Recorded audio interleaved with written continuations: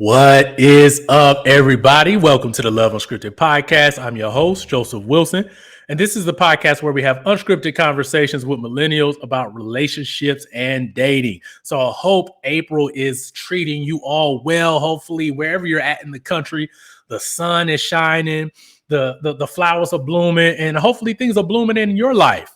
Hopefully, you're able to take many of the skills, tools, strategies that we discuss on this podcast and use them to create your own garden of love. So I just want to first and foremost thank everyone for taking the time out of your day to listen, to subscribe, and share the podcast the way you have. Listen, we've been going at it since 2017. And we are still having so many great conversations, and not just gossip conversations that give us practical ways to manage this thing called love. Because be honest, no one really knows how to do it. So why not talk about it with people that we care about, friends, family, and figure out ways to actually make it work.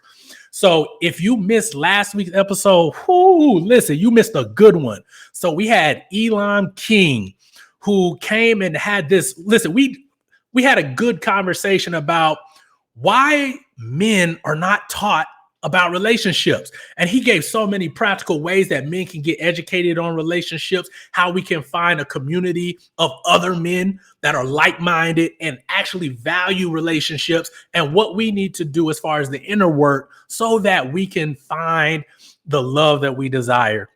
So if you haven't heard that episode, listen, go ahead, pause this one. I don't mind.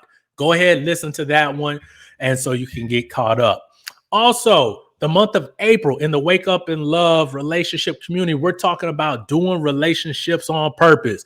And we have two great professionals who are going to be joining us. We have Dr. Andre Robinson, who is a marriage and family counselor, as well as Tanya Carter, who is a relationship recovery specialist. And both of them are going to be teaching us and have been teaching us how to do relationships on purpose. We're not just letting love happen. We're not letting relationships just happen. We are going to be intentional by using skills that help us start and maintain healthy relationships. So if you're looking for a community that has professionals that are coming to give evidence-based strategies, please head on over to wakeupinlove.com and join us there.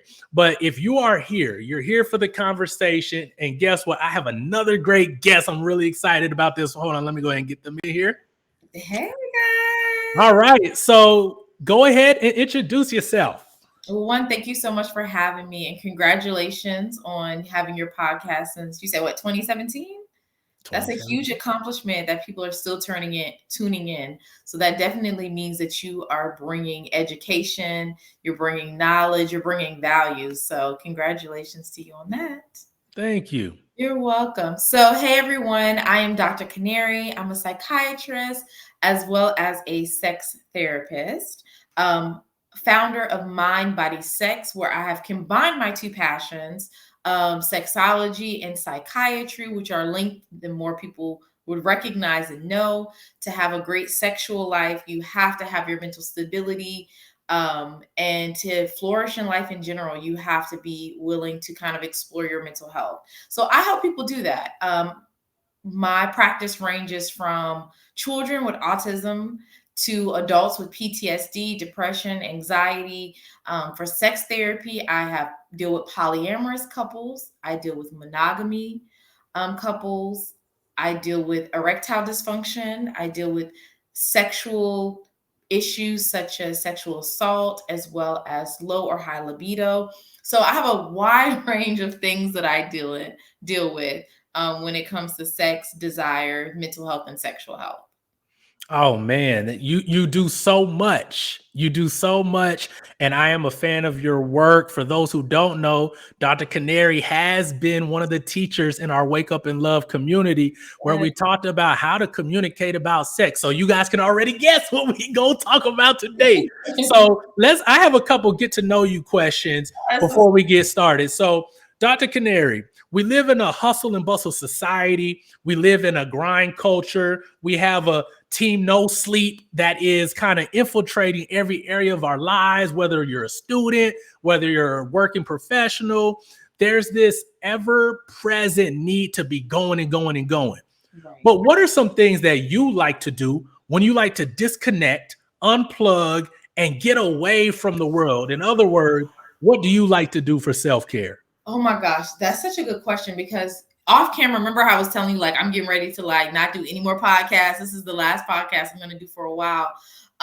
Just because my work schedule has been crazy. And I personally, even, being a professional and knowing all about burnout, I'm currently experiencing that. And that's why I was telling you, I'm going on vacation in a couple of weeks. I'm going on vacation the following month. Because I think that as human beings, we want to accomplish so much. And especially when you're like a high achiever and you're like, you know what, I'm not doing enough. Or social media will have you feeling like you're not doing enough sometimes. And so for me personally, what I've realized is it's great to take vacations. It's great to log off and have time away from social media. But more importantly, you have to do the inner work. And that's something that I've even struggled with, because I'll take vacations. I go on like 6 or 7 vacations a year, but it wasn't enough, because eventually I come back home and my whole list of problems or issues that I'm having are still right there. Or on vacationing, I'm dreading coming back because I know I have all these things that I need to get done and do. So what I've learned to do is the inner work, which I think is so important that we don't discuss enough. So inner work looks like you figuring out solutions to whatever issues you're having. And I actually wrote down some like mental health questions. Sorry, I can remember them off the top of my head. But there's mental health questions that I actually ask myself weekly to figure out how I'm experiencing my burnout and how I can solve the burnout before it gets too tired where I just completely collapse. Because we've all been there where you're like, burnout turns into anxiety, depression, you're not getting work done, you're ready to quit, you're not making good life decisions, you're not eating healthy, because when you're dealing with depression or anxiety, typically that goes into your nutrition as well. So here's some questions that I even ask myself. One, how am I feeling today? And you want to dig deep into that question. Like not just, I'm having a bad day. Why are you having a bad day? What mentally is going on? What's draining you? What are you thinking about? And then trying to figure, I'm very solution-based therapist. So what is the solution to this problem? If I hate my job, what am I doing about hating my job? Am I looking for a new job? Why do I hate my job? Is it the culture? Is it the atmosphere? Is it my colleagues? What do I hate about my job? So really digging deep with that question. 2, what has been worrying me lately? What's constantly on my brain? Why is it on my brain? And how can I get it to exit my brain, right? The third one is, am I providing my body with its basic needs? We always forget to nutrition is so important to your mental health and your sexual health. Eliminating the fried foods, eliminating soda. Smoothies are great. I have a nutritionist and he tells me all the time, should not be drinking smoothies all day long. It can become very unhealthy. You drink your smoothies in the morning, you can burn that fat or that sugar, that the content that the smoothie has in throughout the day. If I get hungry late at night, I'm such a snacker. I do like berries, anything with strawberries, blueberries, raspberries has low sugar content. I'll snack on that, a healthy snack late at night if I get hungry, right? So how am I providing my body with its basic needs? What am I doing nutrition wise, right? Because fast food is going to make you feel sluggish. In the moment, it tastes good. Later on, you're going to feel the side effects. 4, what am I doing to bring myself joy? Is that being in nature? Is that reading my favorite book? Is that going for a hike? Whatever brings you joy, try and incorporate that more into your lifestyle on a daily basis. 5, who do I have in my corner? Too many times we're not doing check-ins, not only with ourselves, but with our friends. We all ask the question, oh, how's everything been? And oh, everything's been good. But start to dig a little bit deeper into that. Like, no, how have you truly been? Like, how is your mental? What have you been stressed about lately? And really venting to the people that you love and that you trust, because we have to be in each other's corner. Oh, man. I hope y'all were listening. I hope you took notes and wrote those down. And even someone who's in the mental health field who helps other people still has to disconnect, find a way to do the inner work ourselves, because we do also get burnt out. We are people. Just because we share information with people doesn't mean that we're immune to the effects of the topics that we talk about. So I'm glad you said, yes, it's nice to take trips, but also take some time to dig a little deeper to what the real challenges are so that you can come up with solutions for them.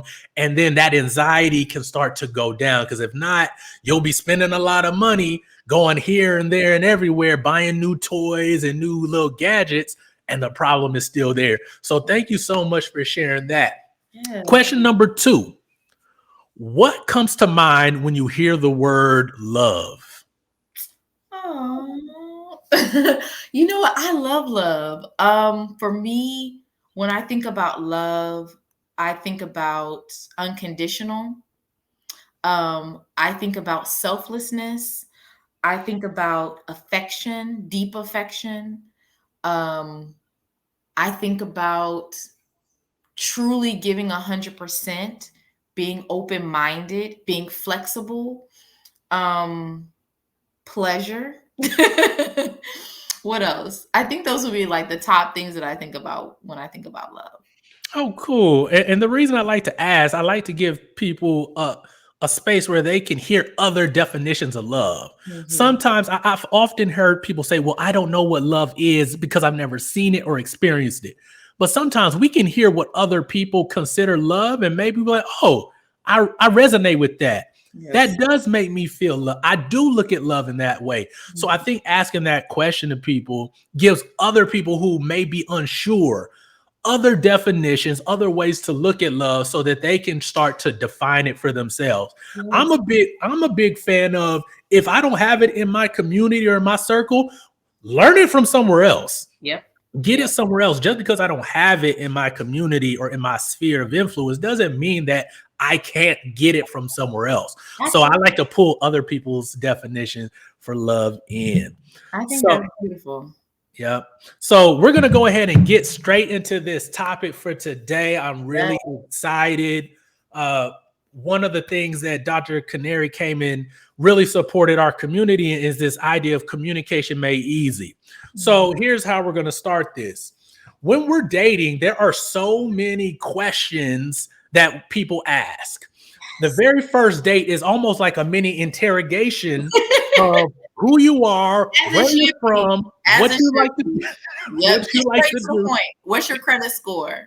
what's your credit score? Do you like, are you vegan? Do you eat meat? Do you eat dairy? Are you allergic? Like there's all kinds of questions that we're Mhm. asking. And we ask these for really good reasons. We're trying to get to know how well we fit with a person that we're interested in. We're Right. trying to gather enough data to determine whether or not I want to potentially go on this unpredictable journey of love with somebody. Yep. We have really good intentions. Like we're really trying to make sure we are making an informed decision. As you should be. As you should. Unfortunately, there's one area that really doesn't get talked about. Yet it seems like a lot of people participate in it. Mm-hmm. So we're going to talk about sex. And once again, when we start talking about sex, people start clutching pearls. They start shifting in their seat. That We all we all may have get a little hot under the collar. So, as we talked about a couple weeks ago, sex doesn't get talked about enough. right. And we want to have a conversation about talking about sex in the dating world. It Mhm. doesn't get, there's not, I don't see too much information on how to bring that in, when it should happen. So we're going to talk about it today. So my first question, Dr. Canary, when should the topic of sex come up with a new person that we're interested in? You know what? There's no need to overcomplicate things. I always tell people talk about sex when you feel like the time is right. That could be the first date, the second date, the third date, maybe the fifth date, because everyone, like you mentioned, clutching their pearls, they might not right away be comfortable with talking about sex. But the thing is, a date is a wonderful opportunity to talk about sex. I personally am not going to talk about sex when I'm at his apartment or his house. I'm going to talk about sex in an area where I feel safe first. So we're in the same physical space, we're connecting, we're already learning about each other.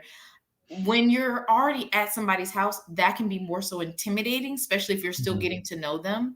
And when you're out on a date, typically people are going out on dates, movies and dinner is where most people start with dates, right?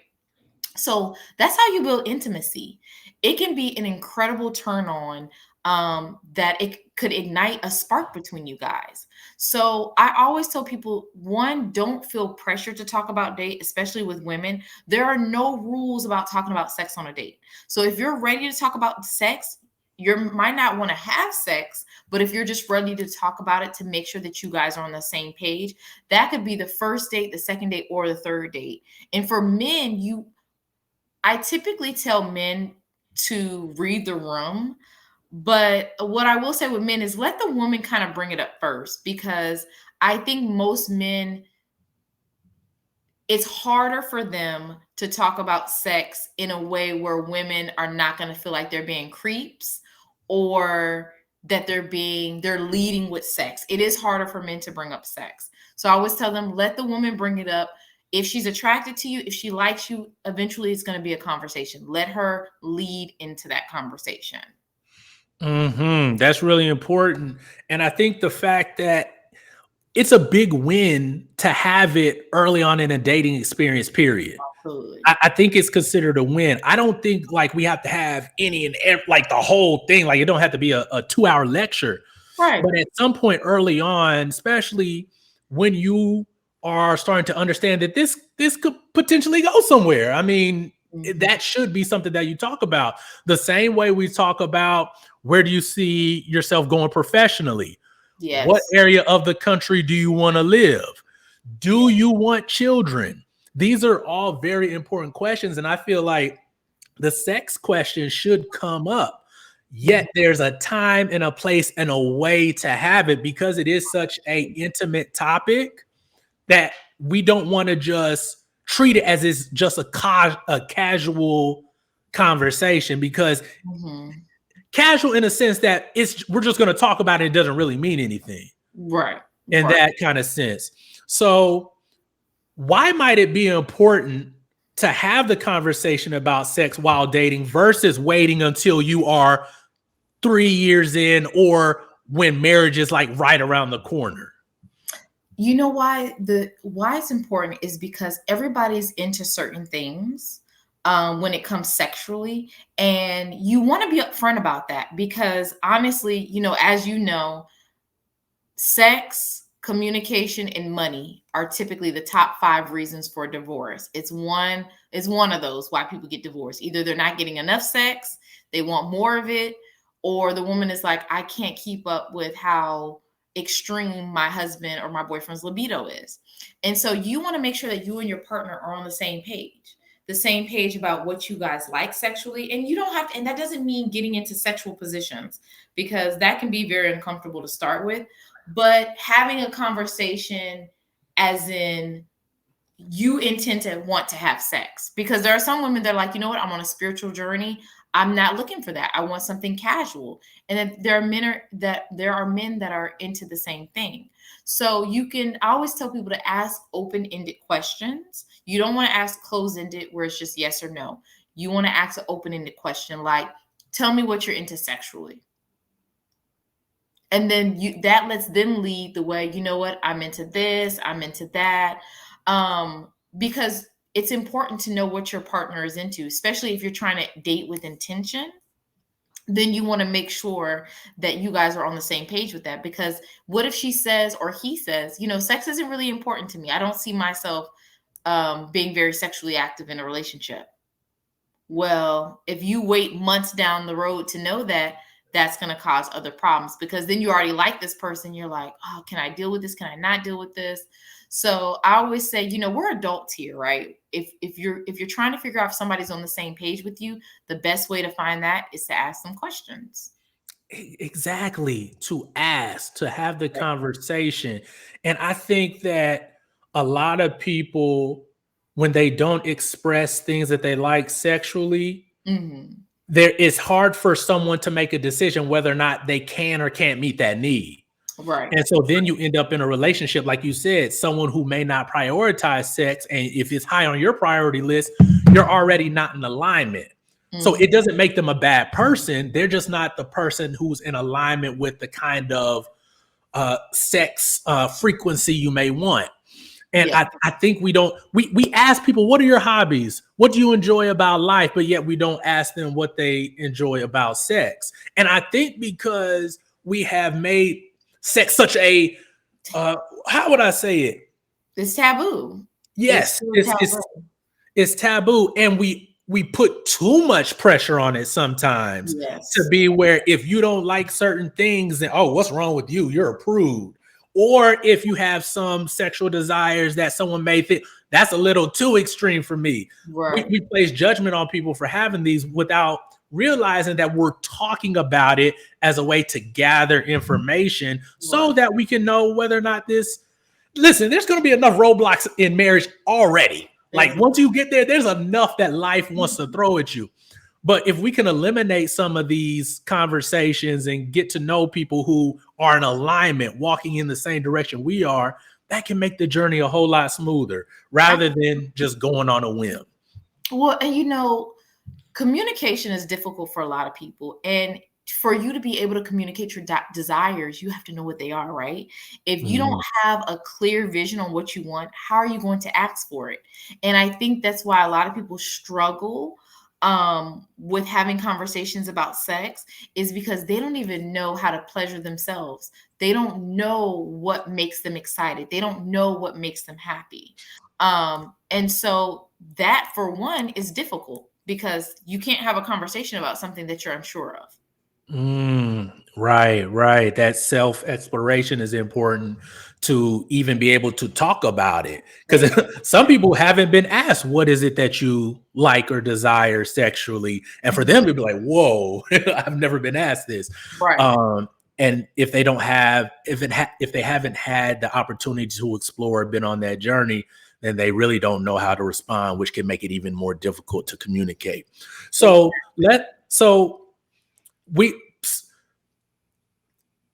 sometimes people tend to overshare information. When we're dating, a lot of people though. Right. So when we're out here in the dating world, we're talking to new people.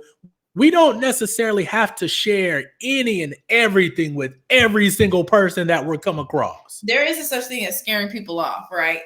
Right. So who should we be having these type of sex conversations with in the dating space? Does it have to be with everyone? Like, who should be someone that we do have this talk? Because I know there weren't certain conversations I was having with just any person out there. So how do we know who gets the conversation versus who doesn't? Well, I think first figuring out what you're looking for. Are you looking for casual dating, or are you looking for a serious relationship? Are you dating with intention that leads to marriage? Or you're dating with intention that leads to a long-term relationship? Because some people don't believe in marriage. Some people want a lifetime partner. So whatever that looks like for you, know exactly going into this date what you're looking for. And then you need to ask them. I ask guys on the first date all the time, listen, what are you looking for? Are you looking for casual sex? Are you looking for a serious relationship? Are you dating with intention? Are you looking for a long-term partner? Are you into poly? Are you into monogamy? What are you into? I ask all of those questions on the first date because I know exactly what I'm looking for, right? And I know what I'm not looking for. My boundaries and my non-negotiables are already set in place, and I'm not willing to bend on those. Now, when it comes to asking questions about sex, we overcomplicate things. Make it very simple.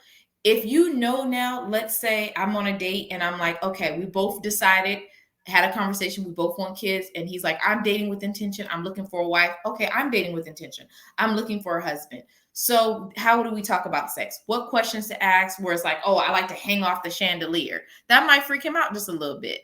Or do you like whips and chains and bondage? You don't have to go that deep. Keep it simple. How many times a week do you want to have sex is a great question to ask, because that is probably the number one thing I see that ruins a lot of marriages and relationships. And where people are coming to me, they're like, my wife only wants to have sex twice a week, and I want to have sex every other day. So how many times a week would you want to have sex? The next question I would ask is, what's your best sexual fantasy? Keep it simple. Oh, something on the beach in the rain, whatever. It doesn't have to get too crazy, but it kind of gives you an idea of what they like or what they're into, right? And then what is the most reliable way for you to achieve satisfaction? Simple. What turns you off? What turns you on? What gets you in the mood? And then I think another great question to ask is, what do you fear about sex? Because some people do have fears about sex, and there might be certain things that, worries them, like, oh, I don't want to be tied up because something happened in the past, because we're all dealing with trauma too. So you have to remember, you have to be very careful when you're dating, because a lot of people have been sexually assaulted. So you want to be careful and keep that in mind, or molested when they were younger. So you just want to also kind of be mindful. So when you ask them about their fears, certain things that they might be intimidated by might be from their past trauma. Asking questions. Here's one thing I see that people tend to have trouble with, especially when it comes to sex and being asked questions. Not too many people are honest. When it comes to that frequency question, you can start to see some people is that a solid 5 times a week? Or are you like catching your bet if I just feel the best? Like, is that a real ideal? Are you more of like a 2 to 3 range? Or is that 5? Like, man, it's been a great week. Kids are good. Work was good. Like, what is that? Yes. Or even with the things that they are into in the bedroom. Someone may not be into having sex outside, but if you are, and you're scared that if I say this, will I lose my opportunity to be with them? Will they look at me different? That tends to come up. Yes. And if we are not honest, it's going to be trouble anyways. Right. I was going to say, regardless, it's going to be an issue. And that's why I tell couples, after a couple dates, there's like a sex checklist that I give couples that come to me. And it's really fun because it shows you where they're at on if you guys are on the same level. Meaning the checklist goes, it explores a lot of different things. But it starts simple, like, are you into, what type of foreplay do you like? How do you like to build intimacy? And then some of the questions like, are you into threesomes? Yes, no, or maybe. And I have the couples do it separately, and then you exchange papers, and they're always like, the look on their face, they're always like, oh, I didn't know she was into this. I didn't know she was open to that. I didn't know he was willing to do that, because you didn't ask any questions. You don't do check-ins in your relationship, which are so important. Right. So being honest opens up possibility as well. I like for us to have an abundance mindset where we're not thinking that being honest makes us lose something, but look at how much pleasure, how many great experiences we could potentially experience and have when we are honest. What is there to gain versus what is there to lose? And let me tell you, I have dealt with all types of fetishes from people. There is somebody out there for everyone. And I've seen it all. There's not too much in that world, in that realm, that I haven't seen. I have a client, and this is TMI, but I have a client that is literally into feces. And I'm not going to get into detail because, for some people it might be repulsing, but he finds people that are into the same thing that he is. I have a client on the other end. He loves to sniff his partner's panties. Some women might find he's dating women that are like, that's disgusting, I can't handle it. He's married now to a woman that absolutely loves it. So there is someone out there for everyone, and you'll find that person faster when you're open and honest about what you like. Because if you're sugarcoating or you're scared to be who you truly are, what's going to happen is you're going to get in a relationship and you're going to feel suffocated, or you're going to feel not happy, which ends up with people cheating, divorce, so on and so forth. Right. And like we said, we're trying to break the stigma around sex. And the only way to do that is to start normalizing sex conversations and allow them to be as common as, what kind of foods do you like? What is it that you hope to achieve in life when we're dating? So we're going to go ahead and transition into our last segment of the show, which is Flip the Script. And that's where our guest provides a simple tool or strategy for either a challenge or a situation that we discussed in this episode. So you ready for your question? Yes. What's my question? Someone may be out there and they're saying, you know what? I am really ready to get out here and start talking about sex. I'm starting to shed the nerves and the fears that I have around it. And I really want to have this conversation. But how can someone facilitate a conversation about sex without feeling pressured to actually go and have sex? That's a great question. One, I would say timing is everything. And I think that's where people, men and women, mess up, is they try and have these questions too soon or too late. That's when I say read the room. You know what I'm saying? If you're a man and you're on a first date and she's standoffish and you're unsure if she even likes you, don't start talking about sex. And I think that's the issue. People don't know how to read body language. They don't know how to pay attention. We don't pay attention to each other.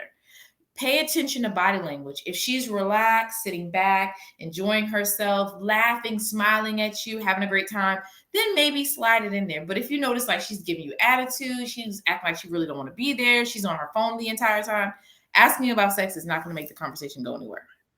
So pick a time. And make it about them initially. People love to talk about themselves. That's a little psychology fact. People love to talk about themselves, right? So that's where the open-ended questions comes into play, where it's more than just a yes or a no. So you want to ask an open-ended question and make it centered around them, because these questions about intimacy and about sex can seem very uncomfortable. Choosing not only the right time, but making it more so about them and what they like is going to make them open up a little bit more.